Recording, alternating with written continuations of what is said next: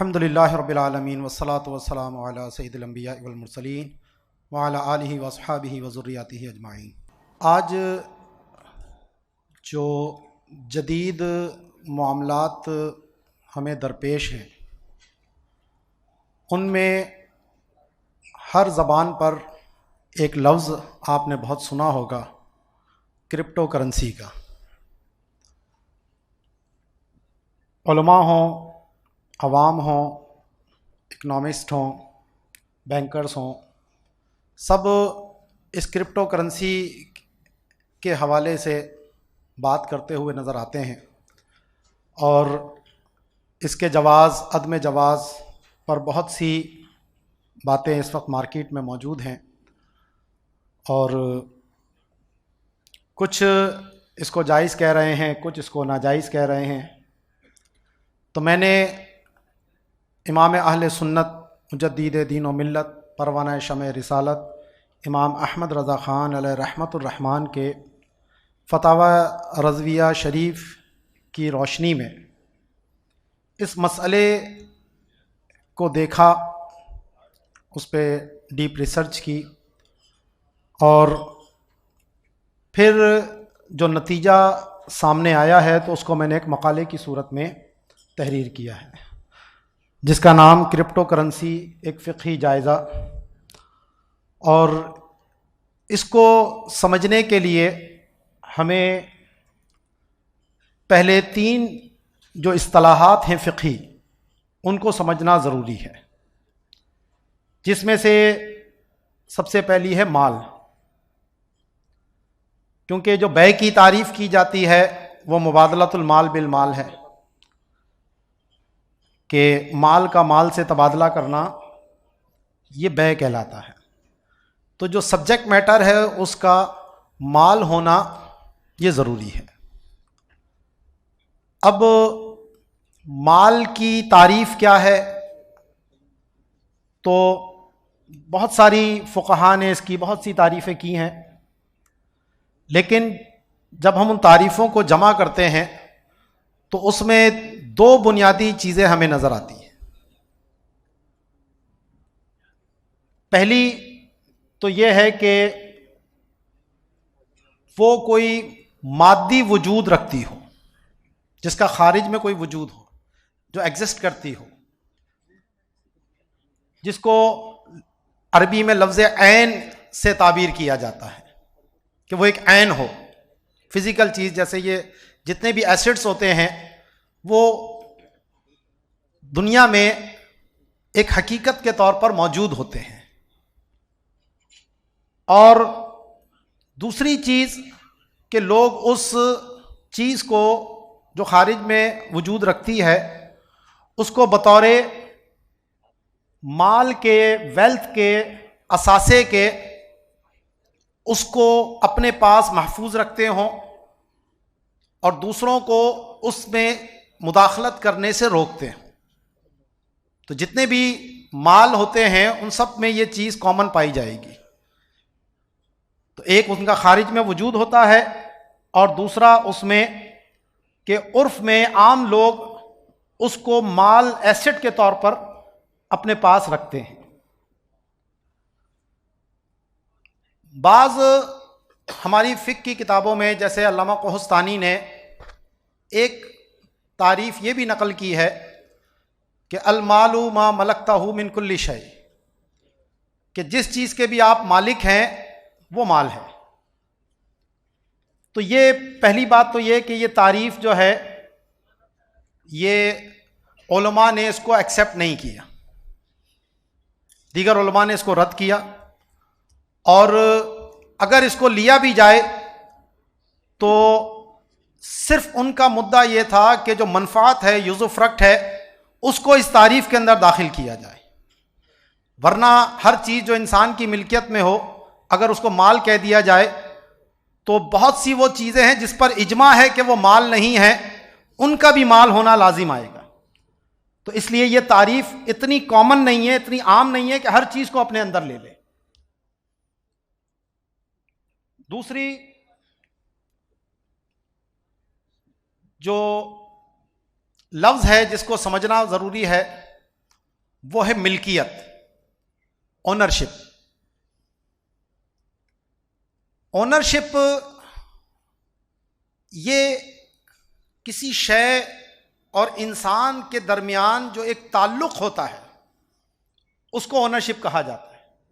जो रिलेशन है किसी एसेट और ओनर के दरमियान, कि जिसकी वजह से उस शख्स को उस एसेट में तसर्रुफ करने का इख्तियार हासिल होता है और दूसरों को इसमें मुदाखलत करने से मना किया जाता है।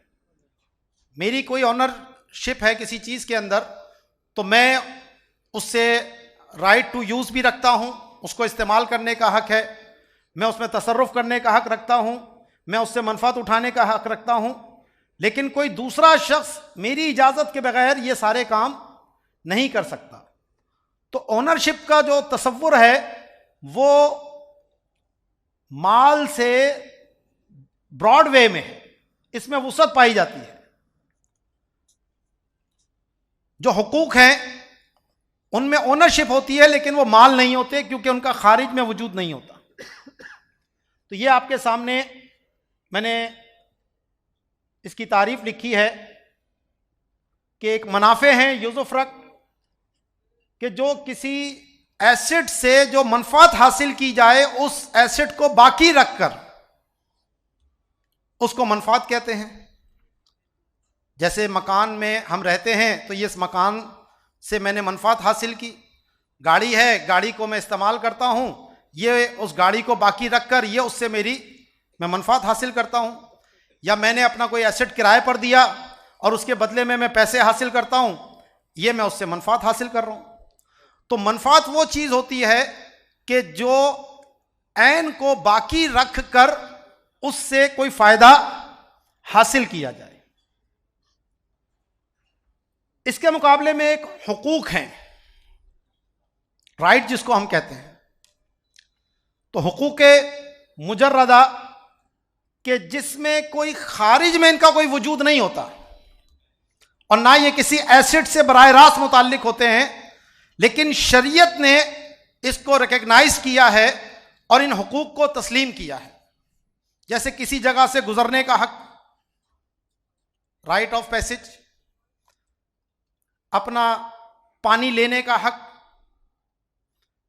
अपना सेवरेज लाइन गुजारने का हक, ऐसे ही और बहुत सारे हुकूक हैं कि जो खारिज में कोई ऐसी चीज नहीं है जिसको आप कहें कि ये जनाब ये हक है, ये रास्ते से गुजरने का हक है, इसका खारिज में कोई वजूद नहीं होता।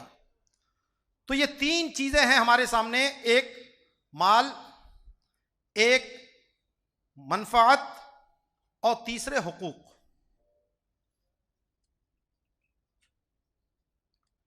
अब क्या हुकूक की खरीदो फरोख्त की जा सकती है, इसके एवज में कोई माल लिया जा सकता है, कोई पैसे हासिल किए जा सकते हैं?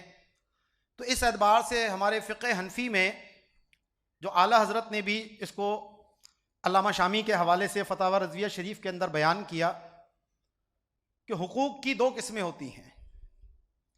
एक वो हक़ है जो शरीयत ने किसी को इसलिए दिया ताकि वो अपने आप से किसी हार्म को, किसी नुकसान को, किसी ज़रर को, किसी तकलीफ दे बात को दूर कर सके।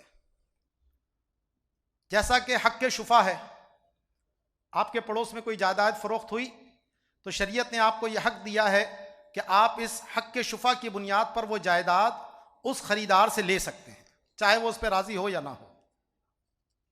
इसको हक़ शुफ़ा कहा जाता है।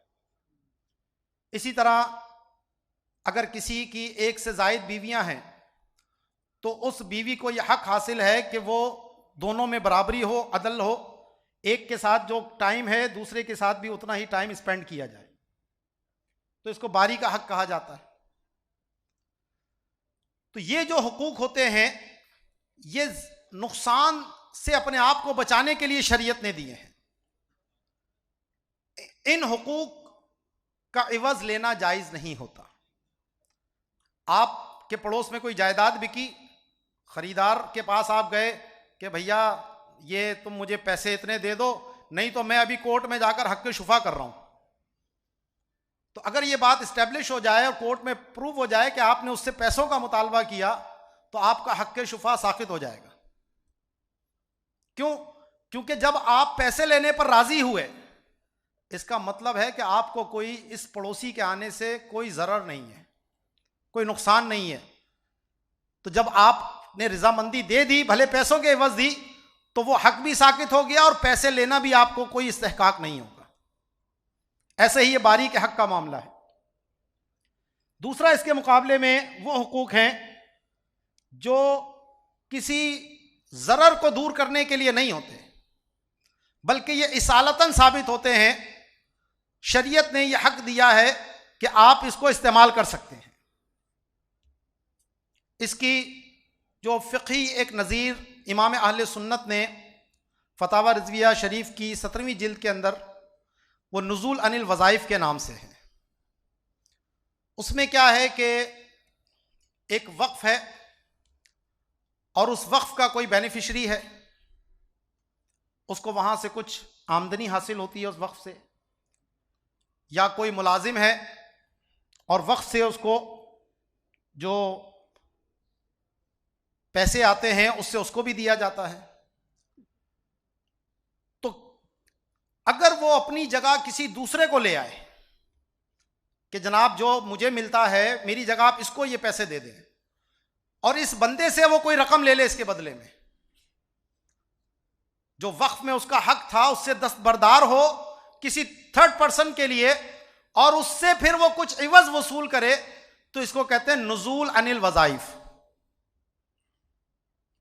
अब ये जाहिर है कि बदले में वो कोई चीज़ तो उसको दे नहीं रहा, तो क्या ये शरन पैसा लेना उसके लिए जायज़ है? तो इमाम अहले सुन्नत ने इसके जवाज़ के ऊपर पूरा कलाम फरमाया और उसकी बहुत सारी नज़ायर भी आपने यहाँ पर पेश की हैं।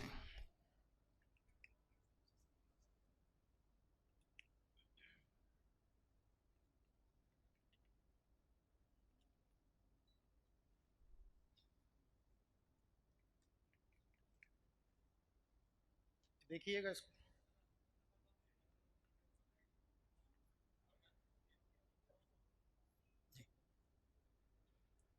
तो अब क्रिप्टो का जो मामला है, मैं क्रिप्टो की टेक्निकल बहस में नहीं जा रहा, ये तकरीबन सब लोग जानते हैं इस बातों को। अब यहाँ जो क्रिप्टो की खरीदो फरोख्त का मामला है, इसमें हम इन तीनों के तनाजुर में हम इसको देखते हैं, माल, मनफात और हक। तो क्रिप्टो माल नहीं है, इस पे सबका इत्तेफाक है, क्योंकि इसका खारिज में कोई वजूद नहीं होता, ये एक वर्चुअल इसका वजूद है जो खारिज में नहीं है। ये कुछ डिजिट्स हैं जो वर्चुअल अपनी मौजूदगी रखते हैं, लेकिन खारिज में कोई करेंसी या कोई ऐसा क्वाइन वगैरह नाम की कोई चीज़ नहीं होती। तो बाद उलमा ने माल की तारीफ को एक्सटेंड करने की कोशिश की कि जनाब आप माल की तारीफ में ये वर्चुअल चीज़ें जो हैं उनको भी शामिल करें, तो फिर सिर्फ यहाँ पर ये तारीफ में तब्दीली काफ़ी नहीं होगी। इसके लिए जो बहुत सारे फ़िक़ही अबवाब हैं जहाँ पर माल का जिक्र आता है और वहाँ फिर मनफात का जिक्र आता है, राइट का जिक्र आता है, उन सब के अंदर आपको तब्दीलियाँ करनी पड़ेंगी। और दूसरी बात यह है कि इस तरह की तब्दीली करना किसी मुज्तहिद का काम है, और आजकल जितने भी उलमाए कराम हैं वो सब मुफ्ती नाकिल हैं, इज्तिहाद का दावा अभी तक किसी ने नहीं किया है। तो ऐसा काम या तो कोई एक उलमा की बड़ी जमात हो मिलकर करे, या कोई वाकई ऐसा आलिम हमारे सामने आ जाए जिसको हम कहें ये मुज्तहिद के दर्जे पर है, वो इस तरह का काम करे। मेरे जैसे आप जैसे लोग अगर ये काम करेंगे तो वो पहले ही रिजेक्ट हो जाएगा, जनाब आप कौन होते हैं इतनी बड़ी माल की तारीफ में इस तरह की तब्दीली करने में। तो हमारा काम यह है कि जो उलमा ने काम पीछे कर लिया है उसकी रहनुमाई में आज के दौर के मसाइल का हल पेश करें। तो ये बाज़ लोगों ने जो फतवे दिए जवाज़ के क्रिप्टो के माल होने की हैसियत से, दीगर उलमा ने उसको रद्द कर दिया कि आप जो माल की तारीफ करते हैं उस तारीफ के मुताबिक ये पूरा नहीं उतर रहा, इसलिए क्रिप्टो की खरीदो फरोख्त जायज़ नहीं है। बात उनकी ठीक है, क्योंकि बतौर माल के आप इसकी खरीदो फरोख्त नहीं कर सकते। दूसरा आ गया यूज़ो फ़रक्ट, मनफात। तो मनफात तो ऐन से जुड़ा एक फ़ायदा है, तो जब ये क्रिप्टो ऐन नहीं है तो इससे कोई जुड़ा हुआ फ़ायदा भी कैसे हो सकता है? तो इसमें मनफात की तौर पर भी इसकी खरीदो फरोख्त नहीं हो सकती जैसे इजारा होता है। लेकिन एक तीसरी चीज़ है बतौर राइट के, हम अगर इस पे गौर करें तो ये जो डिजिट्स होते हैं ये जिसकी मिल्कियत में है उसके साथ ख़ास होते हैं, कोई दूसरा उसमें मुदाखलत नहीं कर सकता। इस डिजिट में तसर्रुफ करने का इख्तियार उसी को होता है। तो अगर हम हक की तारीफ देखें तो इस क्रिप्टो करेंसी पर 100% सादिक आती है। जो आला हजरत ने पूरी तफसील बयान की उसकी रोशनी में। और अब इसमें हमने यह देखना है कि क्या यह दफे जरर के लिए है या इसालतन है। तो यकीनन यह राइट भी इसालतन है, और जब यह इसालतन है तो इसकी खरीदो फरोख्त भी शरअन जायज होगी इस राइट होने के एतबार से। ठीक है, अब ये मैं जो गुफ्तगू कर रहा हूं ये मुल्की कानून से कतई नजर करके फी नफ्सी ही एक बात कर रहा हूं। हाँ, अगर किसी मुल्क में इस डिजिटल करेंसी या डिजिटल एसेट की खरीदो फरोख्त को इल्लीगल कहा जाए, गैर कानूनी कहा जाए, और उस पर छापे पड़े, गिरफ्तारियां हों, तो शरीयत ने हमें ऐसा काम करने से मना किया जिस पे अपने नफ्स को जिल्लत पर पेश करना पाया जाए। कानून की खिलाफ वर्जी ऐसी करना कि जिससे आप गिरफ्तार हों, आपकी इज्जत उछले, तो ये शरअन भी फिर जायज़ नहीं रहता। फी नफ्सी अगरचे वो जायज़ था। तो इसलिए अगर कोई ऐसा मुल्क है जहां पर इसकी ट्रेडिंग को मना नहीं किया जाता तो वहां आप क्रिप्टो की खरीदो फरोख्त कर सकते हैं। लेकिन हमारे पाकिस्तान में क्योंकि अभी इसकी इजाज़त नहीं है, गवर्नमेंट ने क्रिप्टो कौंसल बनाई है जिसका काम यह है कि इस हवाले से रूल्स एंड रेगुलेशन बनाए, इसके कुछ ज़ाब्ते तैयार किए जाएं ताकि इसको रेगुलेट किया जा सके और इसके जो गलत काम है उससे इसको बचाया जा सके। बाकी इसमें और बहुत सारी तफसील है जो मैंने अपने इस मकाले के अंदर तहरीर कर दी है। इंशाअल्लाह बहुत जल्द ये किताबी सूरत में आपके सामने आएगा। तो इसमें जो और इश्कालात हैं, जो और दीगर उलमा ने बातें की हैं, उन सब को इस मकाले में अल्हम्दुलिल्लाह एड्रेस मैंने किया है और उन सब के जवाब इसमें दिए हैं। वमा अलैना इल्लल बलागुल मुबीन।